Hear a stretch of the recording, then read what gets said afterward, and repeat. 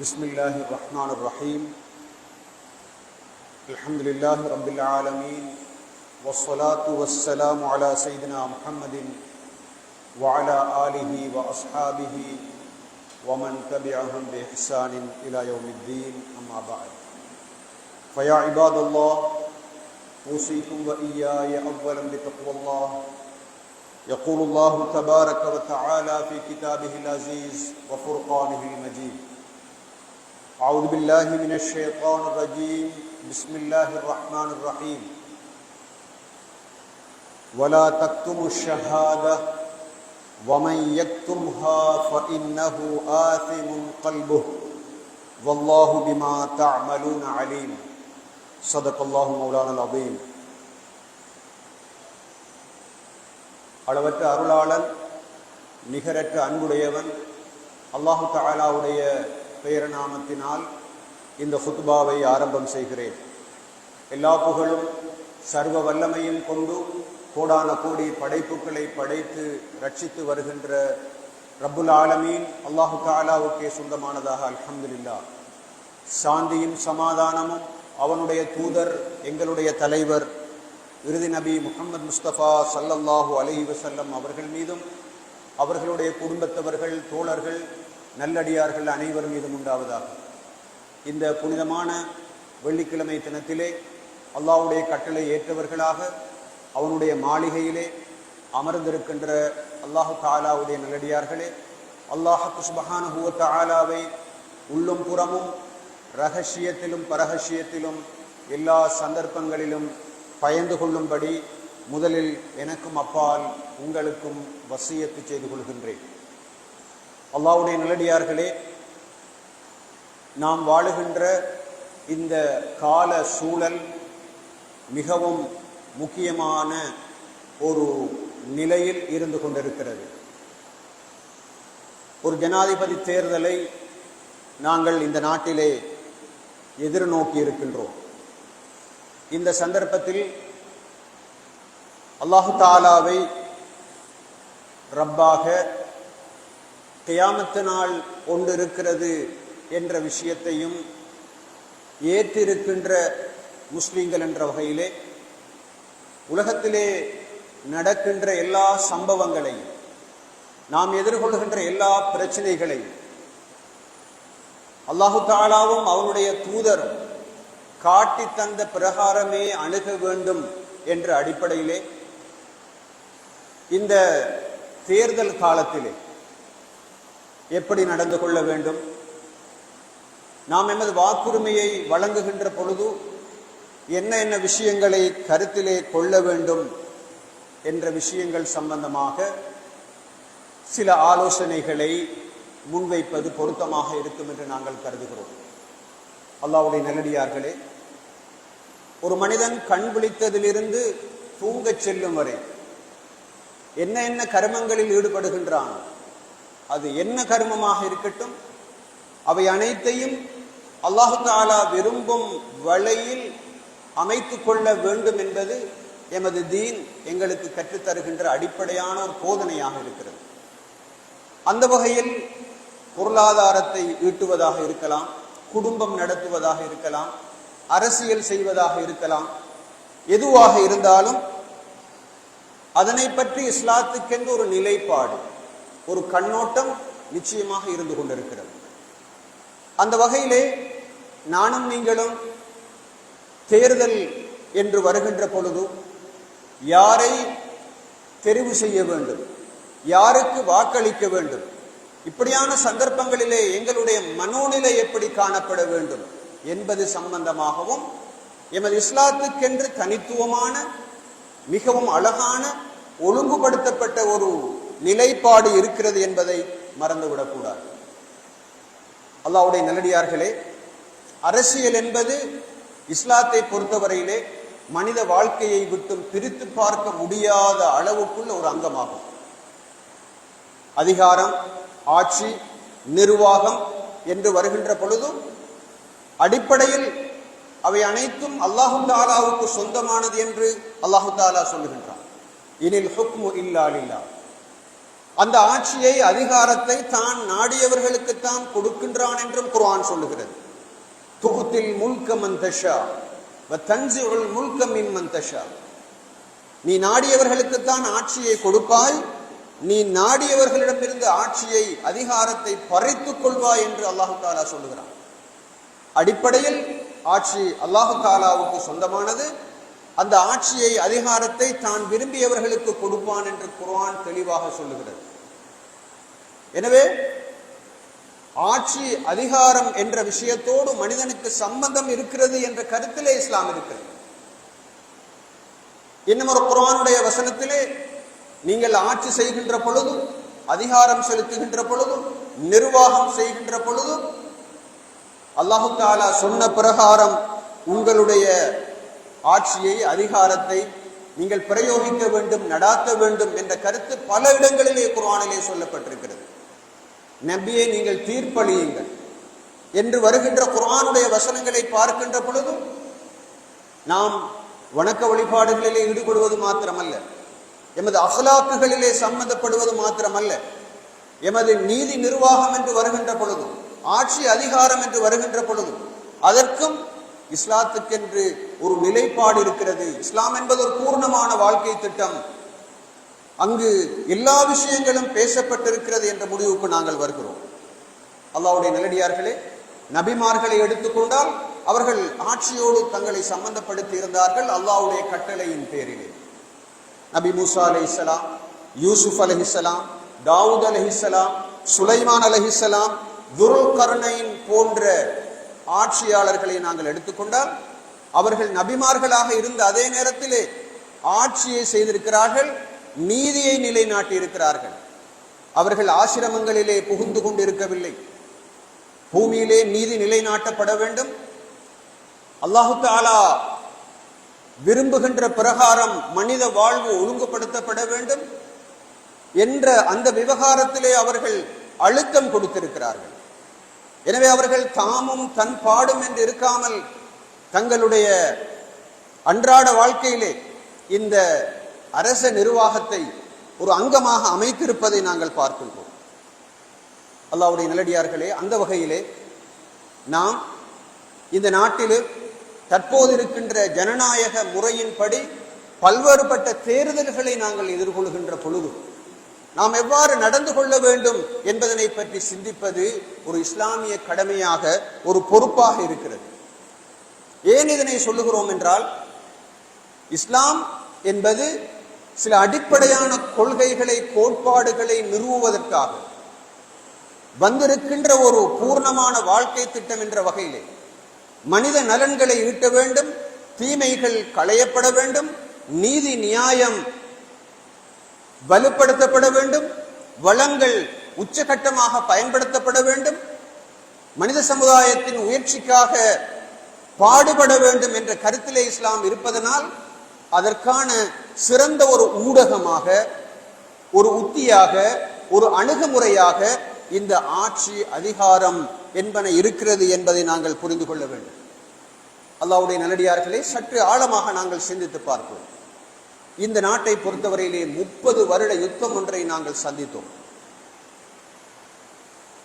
அதனால் ஏற்பட்ட விளைவுகள் என்ன? அந்த யுத்தத்திற்கு அடிப்படையான காரணம் பொருத்தமற்ற அரசியல், பொருத்தமற்ற நிர்வாகம்.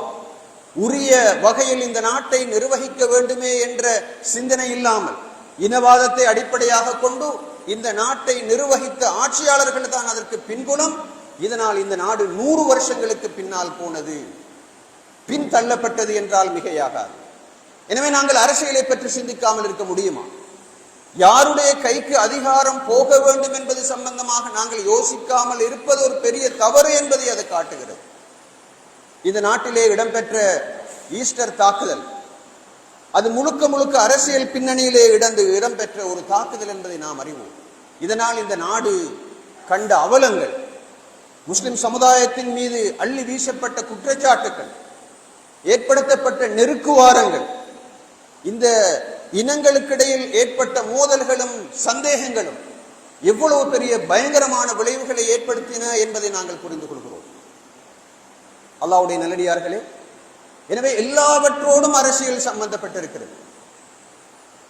அது பாராளுமன்றம், இந்த நாட்டில் இருக்கின்ற நீதித்துறை, இந்த நாட்டின் பொருளாதாரம், இந்த நாட்டின் இனங்களுக்கு இடையிலான உறவு, இந்த நாட்டின் கல்விக் கொள்கை, இந்த நாட்டின் வெளிவிவகார கொள்கை என்றெல்லாம் வருகின்ற பொழுது அனைத்தோடும் மிக நெருக்கமான தொடர்பு கொண்டிருக்கிறது அரசியல் என்றால், அந்த அரசியலை பற்றி இஸ்லாத்துக்கு ஒரு நிலைப்பாடு இருக்க மாட்டாதா?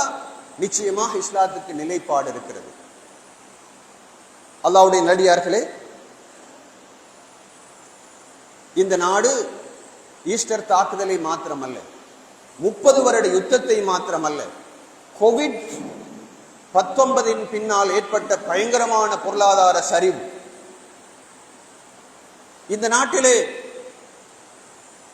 ஏற்பட்ட பொருளாதார மந்தம், இவையெல்லாம் இந்த நாட்டை பயங்கரமாக ஆட்டங்காண செய்திருக்கின்றன என்ற உண்மையை நாங்கள் மறந்துவிடக்கூடாது. இப்படியான சந்தர்ப்பத்தில் தான் இந்த நிறைவேற்று அதிகாரம் கொண்ட ஜனாதிபதியை தீர்மானிக்கின்ற இந்த தேர்தல் நடைபெறுகிறது என்றால் நாம் எவ்வளவு நுணுக்கமாக சிந்திக்க வேண்டும். எமக்கென்ற ஒரு கடப்பாடு இருக்கிறது. நன்மையை ஏவி தீமையை தடுப்பதற்காக வேண்டி உலகத்துக்கு அனுப்பப்பட்ட சமூகம் என்று குர்ஆன் எங்களை புகழுகிறது. நீதியை நிலைநாட்டுங்கள், அது உங்களுக்கு எதிராக இருந்தாலும் பரவாயில்லை என்று இஸ்லாம் சொல்லுகிறது. முழு உலகத்துக்கும் அருளாகவே ரசூல் ஸல்லல்லாஹு அலைஹி வஸல்லம் அவர்கள் அனுப்பப்பட்டார்கள் என்று குர்ஆன் சொல்லுகின்ற சந்தர்ப்பத்திலே இந்த அரசியல் மனிதனுடைய வாழ்க்கையை சின்னா பின்னப்படுத்துமாக இருந்தால், சின்னா பின்னப்படுத்தப்படாத ஆட்சியாளர்களை, சின்னா பின்னப்படுத்தாத ஆட்சியாளர்களை, நீதியை நிலைநாட்டுகின்ற ஆட்சியாளர்களை தெரிவு செய்வது, அவர்களுக்காக வேண்டி வாக்களிப்பது என்பது எவ்வளவு பெரிய முக்கியம் என்பதை நாங்கள் புரிந்து கொள்கிறோம். எனவேதான் நவீன கால இஸ்லாமிய அறிஞர்கள் அத்தஸ்வீத்து ஃபரீலத்துன் தீனியத்துன் வல்லரூரத்துன் துன்யவியா, வாக்களிப்பது என்பது ஒரு மார்க்கத்தின் கடமையாக இருப்பது மாத்திரமல்ல, அது ஒரு லோகாயுத ரீதியான அவசிய தேவையாக ஒன்று இருக்கிறது என்ற கருத்தை பெரும்பாலான இஸ்லாமிய அறிஞர்கள் சொல்லுகிறார்கள். நாம் ஒரு சிறுபான்மை நாட்டிலே வாழுகின்றோம் என்று வைத்துக் கொண்டாலும் கூட இருப்பவர்களுக்கு மத்தியில் நல்ல ஒருவர், எல்லோரும் நல்லவர்கள் என்று சொல்வதற்கில்லை, யாரும் பரிபூர்ணத்துவத்தை கொண்டாட முடியாது. இருப்பவர்களுக்கு மத்தியில் யார் சிறந்தவர் என்று ஆய்வுகளின் அடியாக, ஆதாரங்களின் அடியாக எங்களுக்கு தெரிய வருகிறதோ அவரை தெரிவு செய்வது, மிக பொருத்தமானவரை தெரிவு செய்வது, வல்லவரை நல்லவரை தெரிவு செய்வது என்பது ஒரு அடிப்படையான கடமையாக இருக்கிறது. எனவேதான் நவீன கால இஸ்லாமிய அறிஞர்கள் இந்த வாக்களிப்பதை ஷஹாதா எனப்படுகின்ற சாட்சியம் சொல்வதற்கு நிகராக சொல்லுகிறார்கள். சாட்சியம் சொல்வது என்பது என்ன? ஒரு மனிதன் நல்லவன் என்று சொல்வது அல்லது ஒரு மனிதன் கெட்டவன் என்று சொல்வது. சாட்சியம் சார்பாகவும் அமையலாம், எதிராகவும் அமையலாம். இப்போது இந்த களத்திலே 30 பேர் தங்களுக்கு வாக்கு கேட்டு வருகின்ற பொழுதும் அவர்களில் இருக்கின்றவர்களுக்கு மத்தியில் இருப்பவர்களில் அதிசிறந்தவர் என்று நாங்கள் காணுகின்றவருக்கு எமது வாக்கை அளிக்கின்ற பொழுதும் நாம் சாட்சியம் சொல்லுகின்றோம். சாட்சியம் சொல்வதற்காக வேண்டி அழைக்கப்படுகின்ற பொழுது பின்வாங்கக்கூடாது, தயங்கக்கூடாது, மறுக்கக்கூடாது என்ற கருத்திலே இஸ்லாம் உறுதியாக இருக்கிறது. சூரத்துல் பக்ராவிலே அல்லாஹு தஆலா வலா யஅப ஷுஹதாஉ இதா மா துஉ, சாட்சியாளர்கள் சாட்சியம் சொல்வதற்காக வேண்டி அழைக்கப்படுகின்ற பொழுது அவர்கள் மறுக்க வேண்டாம். வலா தக்குமு ஷஹாதா, நீங்கள் சாட்சியத்தை மறைக்க வேண்டாம். யாரெல்லாம் சாட்சியத்தை மறைக்கின்றார்களோ ஃபஇன்னஹு ஆஸிமுன் கல்புஹு, அவர்களுடைய உள்ளம் பாவம் செய்து கொண்டிருக்கிறது. அல்லாஹு தஆலா நீங்கள் செய்கின்ற அனைத்தையும் அறிந்தவனாக இருக்கின்றான் என்று குர்ஆனிலே அல்லாஹு தஆலா சொல்கின்றான். அல்லாஹ்வுடைய நல்லடியார்களே, எனவே வாக்களிப்பதற்காக வேண்டி அந்த உரிமையை பயன்படுத்தும்படி நாம் அழைப்பு விடுக்கின்ற சந்தர்ப்பத்திலே நாம் போகாமல் இருப்பது ஒரு பாவமாகத்தான் கருதப்படும். இமாம் இப்னு அப்பாஸ் ரலியல்லாஹு தஆலா அன்ஹு மிகவும் நெருக்கமான ரசூல் ஸல்லல்லாஹு அலைஹி வஸல்லம் அவர்களுக்கு மிக நெருக்கமான ஒரு சஹாபி. அவர்கள் இந்த குர்ஆனுடைய வசனத்துக்கு விளக்கம் சொல்லுகின்ற பொழுது எவ்வாறு பொய் சாட்சியம் சொல்வது என்பது ஒரு பாவமாக இருக்கிறதோ அதே போன்று பொய் சாட்சியத்தை மறைப்பதும் ஒரு பாவம் என்ற கருத்தை, அதே தரத்தில் உள்ள ஒரு பாவம் என்ற கருத்தை அவர்கள் சொல்லுகிறார்கள். பொய் சாட்சியம் என்றால் என்ன? தகுதி குறைந்த, அநீதியான அக்கிரமம் செய்யக்கூடிய பல்வேறுபட்ட தகைமைகளையும் கொள்ளாத ஒருவரை நாம் எமது தனிப்பட்ட சில நலன்களுக்காக அறிவீனத்தின் அடிப்படையாக நாம் சிபார்சு செய்கின்றோம் என்றால் அதுதான் பொய் சாட்சியம். பொய் சாட்சியம் சொல்வது என்பது பெரும்பாவங்களிலே ஒன்று. மின் அக்பரில் கபாய் ஸல்லல்லாஹு அலைஹி வஸல்லம் அவர்கள் சொன்னார்கள், பெரும் பாவங்களுக்கு மத்தியிலே பெரும் பாவம். ஒரு தடவை அவர்கள் பெரும் பாவங்களை பட்டியல்படுத்தி கொண்டு போனார்கள். அதிலே முதலாவது அல்லாஹ்வுக்கு இணை வைப்பது, இரண்டாவது தாய் தகப்பனுடைய மனதை நோவடிப்பது, அவர்களுக்கு தொந்தரவு விளைவிப்பது என்று சொல்லிக் கொண்டு இருக்கின்ற பொழுது அவர்கள் தங்களுடைய நிலையை மாற்றிக்கொண்டு அவர்கள் குந்திக் கொண்டிருந்தார்கள். அதற்கு பிறகு அமருதல் என்ற ஒரு நிலைக்கு வந்தார்கள். தொடர்ந்தும் அவர்கள் அதனை பற்றி சொல்லிக்கொண்டே இருந்தார்கள். சஹாபாக்கள் சொல்கிறார்கள், பொய் சாட்சியம் சொல்வது தொடர்பாக பல தடவை அவர்கள் வலியுறுத்தி கொண்டே இருந்தார்கள். அவர்கள் மௌனிக்க மாட்டார்களா, பேசாமல் இருக்க மாட்டார்களா என்று நாங்கள் நினைக்கின்ற அளவுக்கு அவர்கள் தொடர்ந்தும் இந்த பொய் சாட்சியத்தின் பாரதூரம் சம்பந்தமாக எங்களுக்கு வலியுறுத்தி கொண்டே இருந்தார்கள் என்று சஹாபாக்கள் சொல்கிறார்கள். அல்லாஹ்வுடைய நல்லடியார்களே, பொய் சாட்சியம் என்றால் என்ன? தகுதி இல்லாத ஒருவர், பொருத்தமில்லாத ஒருவர் இந்த பதவிக்கு வர வேண்டும் என்று மனதால் நினைப்பது, ஆசிப்பது, விரும்புவது மாத்திரமல்ல, அதற்காக வேண்டி பிரச்சாரம் செய்வது, அதற்காக வேண்டி வாக்களிப்பது, இவை அனைத்தும் மிக பயங்கரமான குற்றங்களாக இருக்கின்றன என்பதை மறந்துவிடக்கூடாது. அல்லாஹ்வுடைய நல்லடியார்களே, அந்த வகையில் வாக்கு என்பது உரிமை மாத்திரமல்ல, அது ஒரு கடமை என்பதையும் நாங்கள் கவனத்திலே கொள்ள வேண்டும். சில நேரங்களில் சிலரிடத்திலே ஒரு அபிப்பிராயம் இருக்கிறது, நாம் வாக்களித்து ஒரு ஜனாதிபதி தெரிவு செய்யப்படலாமா என்று.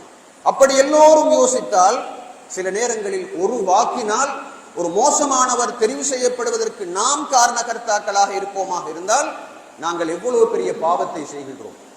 இந்த நாட்டின் திசையையே தீர்மானிக்கின்ற ஒரு நபருக்கு நாம் வாக்களிக்காமல் நாம் பிழையான ஒருவர் வருவதற்கு காரணகர்த்தாக்களாக மறைமுகமாக அமைகின்ற சந்தர்ப்பத்திலே அது ஒரு குற்றமாக, ஒரு பாவமாக, ஒரு மிகப்பெரிய ஒரு குற்றமாக கருதப்படும் என்பதை மறந்துவிடக்கூடாது.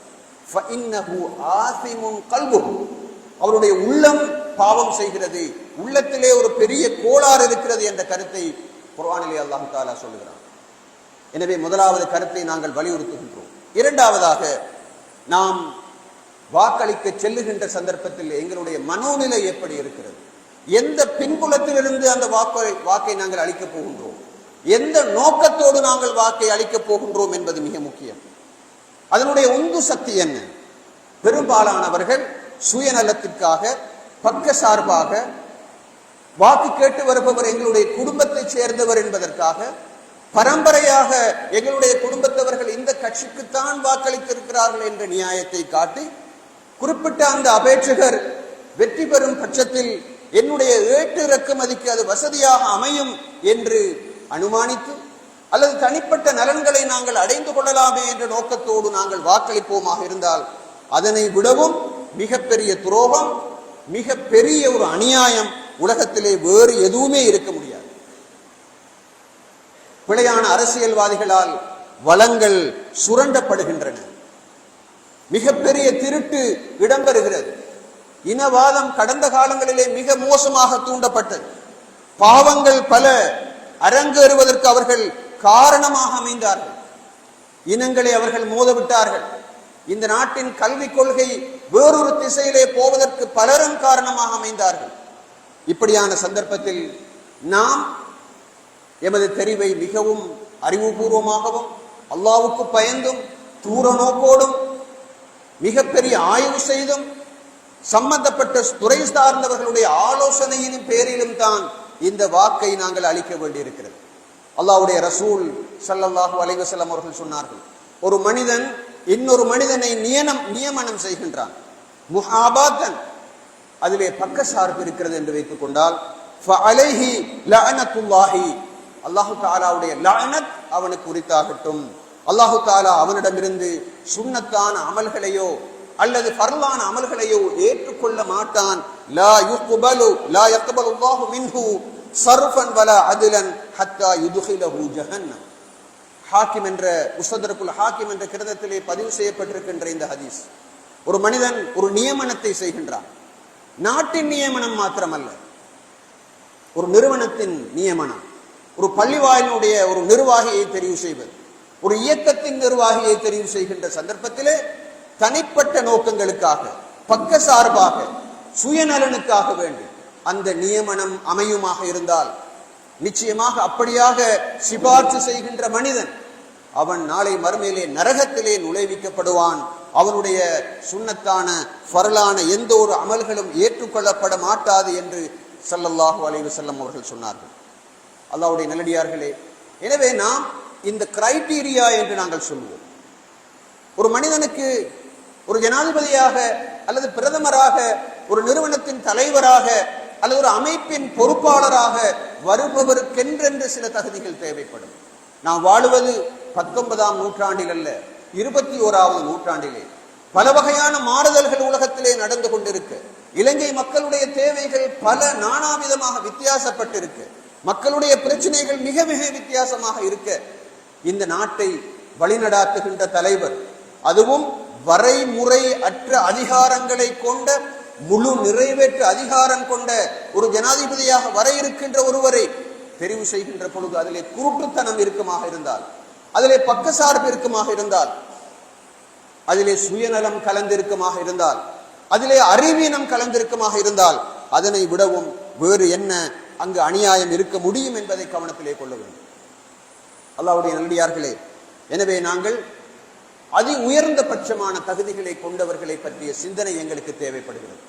இஸ்லாத்தை பொறுத்தவரையிலே அவர் நல்லவராகவும் இருக்க வேண்டும், வல்லவராகவும் இருக்க வேண்டும்.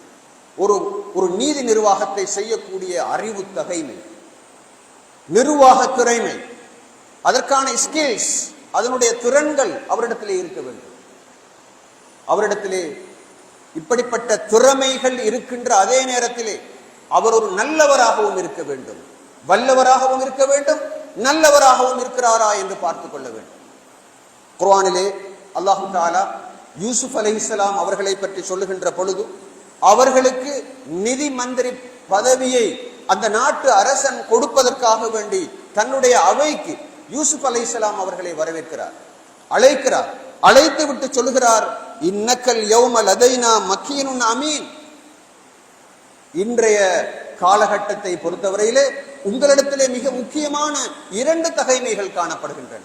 முதலாவது தகைமை, நீங்கள் சமூக அங்கீகாரம் உள்ளவராக, எம்மத்தியிலே ஒரு ஸ்திரப்பாட்டை பெற்றவராக, எம்மத்தியிலே ஒரு அங்கீகாரத்தை பெற்றவராக இருக்கிறீர்கள். மக்கள் எல்லோரும் உங்களை பற்றிய நல்லெண்ணத்தோடு இருக்கிறார்கள். இரண்டாவது, நம்பிக்கை நாணயமானவராக இருக்கிறீர்கள். அந்த 2 பண்புகளும் உங்களிடத்திலே இருப்பதனால் உங்களுக்கு நான் இந்த மிஸ்ர நாட்டினுடைய நிதி மந்திரி பொறுப்பை தருகிறேன் என்று அந்த அரசன் சொன்னதாக அல்லாஹ் தஆலா சொல்லி காட்டுகிறான். அதே நேரம் ஷுஐப் அலைஹிஸ்ஸலாம் அவர்களுடைய மகள் தன்னுடைய தகப்பனிடத்திலே சென்று மூசா அலைஹிஸ்ஸலாம் அவர்களை பற்றி சொல்லுகின்ற பொழுது, இன்ன கைர மன் இஸ்தஅஜர்த அல் கவியுல் அமீன், நீங்கள் எமது தோட்டத்திலே வேலை செய்வதற்கு பொருத்தமான ஒரு நபரை தேடிக்கொண்டிருக்கிறீர்கள். அவரை பொறுத்தவரையிலே, மூசா அலைஹிஸ்ஸலாம் எனப்படக்கூடிய அந்த மனிதரை பொறுத்தவரையிலே அவரிடத்திலே 2 பண்புகள் இருக்கின்றன. முதலாவது, அவர் சக்தி உள்ளவராக இருக்கிறார், நம்பிக்கை நாணயமானவராக இருக்கிறார் என்று அங்கு அந்த பெண்மணி தன்னுடைய தகப்பனிடத்திலே சென்று இந்த மூசா அலைஹிஸ்ஸலாம் அவர்கள் தொடர்பான தனது மனப்பதிவை வெளிப்படுத்துகின்ற சந்தர்ப்பத்திலே அது எவ்வளவு பெரிய ஆழமான கருத்தை அது தருகிறது என்பதை நாங்கள் பார்க்க வேண்டும். அல்லாஹ்வுடைய நல்லடியார்களே, இவ்வாறெல்லாம் சொல்லுகின்ற பொழுது முழு தகுதியையும் 100% தகுதியையும் இருக்கின்ற அபேட்சகர்கள் எல்லோரும் பெற்றிருப்பார்கள் என்று சொல்வதற்கில்லை. நாம் செய்ய வேண்டிய வேலை என்னவென்றால், இருப்பவர்களுக்கு மத்தியிலிருந்து மிக பொருத்தமானவர் என்று நாங்கள் கருதுகின்றவரை நாங்கள் தெரிவு செய்வது எங்களுடைய பொறுப்பாக இருக்கிறது.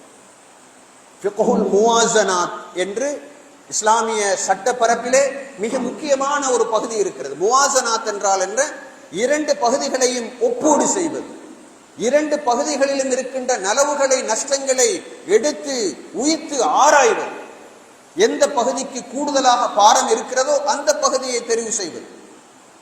ஃபிக்ஹுல் மஆலாத் என்று சொல்வார்கள். ஒரு குறிப்பிட்ட விவகாரத்தினுடைய இறுதி விளைவு என்ன என்பதனை பற்றி அனுமானிப்பது, முன்கூட்டியே தீர்மானிப்பது, அதனை பற்றி ஆய்வு செய்வது, பின் விளைவுகளை பற்றி யோசித்து ஒரு முடிவுக்கு வருவது. கவலைக்குரிய விஷயம் என்னவென்றால், ஜனாதிபதி தேர்தல் என்று வருகின்ற பொழுது மாத்திரமல்ல, பல்வேறுபட்ட சந்தர்ப்பங்களிலே முஸ்லிம் சமூகம் மட்டுமல்ல, இந்த நாட்டு மக்களும் கூட செய்கின்ற மிகப்பெரிய தவறு, உணர்ச்சிகளுக்கு, வெளிப்பகட்டுகளுக்கு, வெறுமனே சத்தமான பேச்சுக்களுக்கு அவர்கள் மயங்கி முடிவுகளுக்கு வருகிறார்கள்.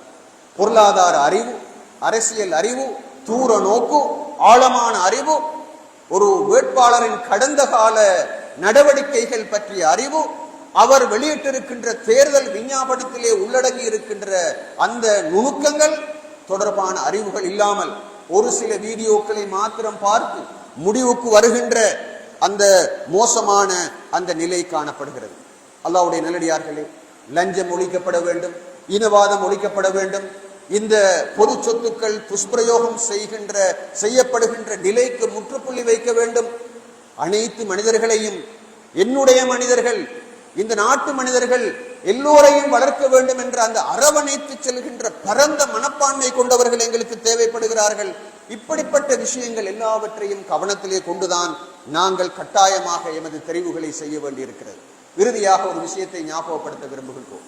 அல்லாஹ்வுடைய நல்லடியார்களே, தற்போது இந்த தேர்தல் காலம் என்று வருகின்ற பொழுது எமது மீடியா ஒழுக்கங்களை பற்றியும் ஞாபகப்படுத்த வேண்டும்.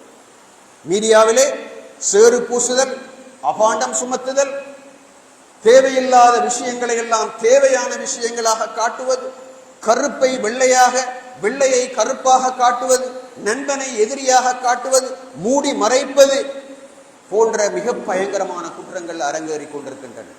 தற்போது ஆர்டிபிஷியல் இன்டெலிஜென்ஸ் என்று நாங்கள் சொல்லுகின்ற அந்த முறைமையை பயன்படுத்தி சில வேட்பாளர்களுடைய குரல்கள் கூட மிக மோசமான முறையில் பதிவேற்றம் செய்யப்படுவதை நாங்கள் பார்க்கிறோம். அல்லாஹ் தஆலாவை பயந்து கொள்ள வேண்டும். மற்றவர்கள் செய்யலாம், அல்லாஹ்வின் மீது நம்பிக்கை இல்லாத, கியாமத்திலே விசாரணை இருக்கிறது என்ற நம்பிக்கை இல்லாதவர்களை பொறுத்தவரையில் அப்படிப்பட்ட படுபாதகமான இஸ்லாமிய ஒழுங்குகளுக்கு முற்றிலும் முரணான அப்படியான காரியங்களிலே அவர்கள் ஈடுபடலாம், அதற்கான சாத்தியம் இருக்கிறது. ஆனால் ஒவ்வொரு வார்த்தையையும் ஒளிந்தாலும் கூட மா யல்ஃபிலு மின் கௌலின் இல்லா லதைஹி ரகீபுன் அதீத், ஒவ்வொரு வார்த்தையை மொழிகின்ற பொழுதும் ரகீப் அதீத் அங்கிருந்து பதிவு செய்து கொண்டிருக்கிறார்கள் என்ற நம்பிக்கை கொண்ட ஒரு முஸ்லிம் பொய் சொல்ல மாட்டான், அபாண்டம் சுமத்த மாட்டான், மிகைப்படுத்தி பேச மாட்டான், புள்ளி பரங்கள் அல்லாமல் மேலோட்டமாக நுனிப்புள்ளுகளை மொழிந்து தன்னுடைய முடிவுகளுக்கு வரமாட்டான். அவன் எப்போதும் அறிவுபூர்வமானவன், தூர நோக்குள்ளவன், அல்லாஹ்வுக்கு பயந்தவன், நான் நாளை மறுமையிலே விசாரணைக்காக வேண்டி நிறுத்தப்படுவேன் என்ற அந்த பயம் கொண்டவன் என்ற காரணத்தினால் நாங்கள் கட்டாயமாக இந்த வீடியோக்களை ஷேர் பண்ணுகின்ற சந்தர்ப்பத்திலும், வருகின்ற கட்டுரைகள் எல்லாவற்றையும் ஷேர் பண்ணுகின்ற சந்தர்ப்பத்திலும் மிகவும் ஜாக்கிரதையாகவும் கவனமாகவும் இருக்க வேண்டி இருக்கிறது. வல்ல நாயன் எம் அனைவருக்கும் அருள் பாலிப்பானாக. யா அல்லாஹ், எதிர்வரக்கூடிய இந்த தேர்தலிலே இந்த நாட்டுக்கு மிக பொருத்தம் என்று நீ கருதுகின்றவர்களை தெரிவு செய்யக்கூடிய அளவுக்கு அறிவையும் அந்த அளவு தூரம் பக்குவத்தையும் அனைவருக்கும் தருவாயாக. யா அல்லாஹ், இந்த நாட்டிலே இனவாதத்தை ஒழித்து இந்த நாட்டிலே சமாதானத்தை, நீதியை, நியாயத்தை கட்டி எழுப்பக்கூடிய, இந்த நாட்டின் வளங்களை மிகச்சரியாக பயன்படுத்தக்கூடிய, இந்த நாட்டின் கல்விக் கொள்கையை சர்வதேச தரத்திற்கு கொண்டு வரக்கூடிய, இந்த நாட்டு மக்கள் அனைவரையும் அரவணைத்து எல்லோரும் ஒரு தாயின் பிள்ளைகள் என்ற அளவுக்கு வரக்கூடிய ஆட்சியாளர்களை தெரிவு செய்யக்கூடிய அளவுக்கு அந்த நிலையை நீ உருவாக்குவாயாக. யா அல்லாஹ், மௌத்தாகக்கூடிய சந்தர்ப்பத்திலே களிமாவோடு மௌத்தாகக்கூடிய ஹுஸ்னுல் ஹாத்திமா எனப்படக்கூடிய நல்ல முடிவை எம் அனைவருக்கும் தந்தருள்வாயாக. யா அல்லாஹ், பலஸ்தீனிலே கஷ்டப்பட்டு கொண்டிருக்கின்ற, சிக்கல்களை எதிர்கொண்டிருக்கின்ற எமது உறவுகளுக்கு நீ பக்கபலமாக இருப்பாயாக.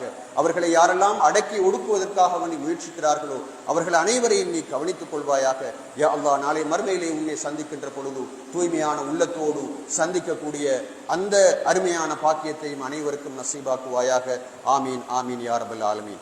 அல்ஹம்துலில்லாஹி ரப்பில் ஆலமீன். வஸ்ஸலாத்து வஸ்ஸலாமு அலா சய்யிதினா முஹம்மதின் வ அலா ஆலிஹி வ அஸ்ஹாபிஹி அஜ்மஈன். فيا عباد الله، أوصيكم وإياي أولا بتقوى الله.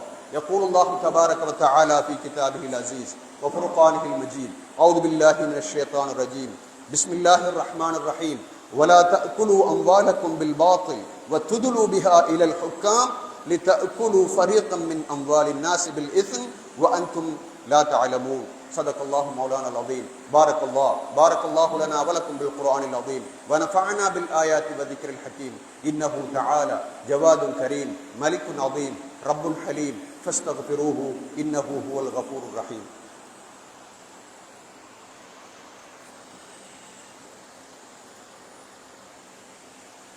الحمد لله رب العالمين والصلاة والسلام على سيدنا محمد وعلى آله وأصحابه أجمعين.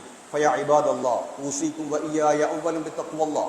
يقول الله تبارك وتعالى في كتابه العزيز وفرقانه المجيد إن الله وملائكته يصلون على النبي يا أيها الذين آمنوا صلوا عليه وسلموا تسليما.